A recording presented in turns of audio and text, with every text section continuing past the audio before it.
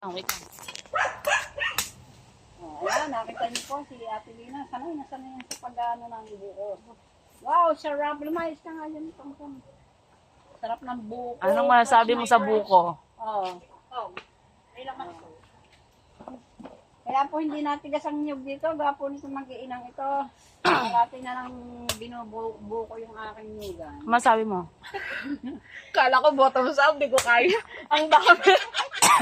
Ano? Lunad.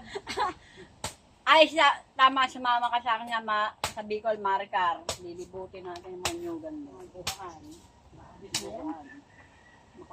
Kung kaya mong ikutin yung mga niyugan doon. Malapit na dumating yung visa ko eh. Kaya pala eh. Samantalahin mo na. Pabulakan? Sige, humirit ng Abroad, syempre. Aba, mga ilang ano pa rin naman yun.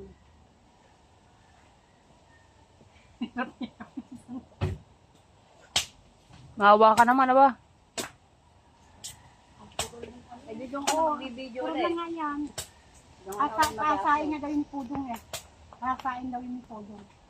Ng grinder. Para matanggal daw yun yung ano, yung tingap. Tsaka kalawang. Yung kutsilyo namin.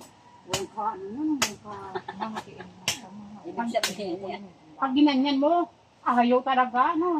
Ay, wala na nga yung pinaka. Papakita ko yung iuuwi namin. Yung mga nakuha namin.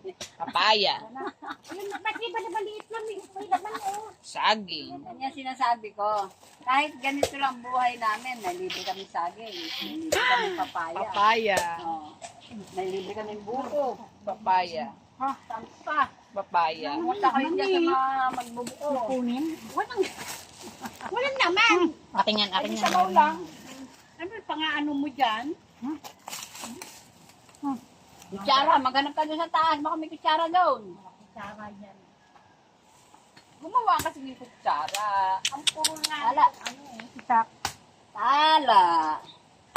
Ano, buntis ka na? Ah, tala. Ang masarap na, ano. Kaya kadali sa'yo, magsalita ka. Sino?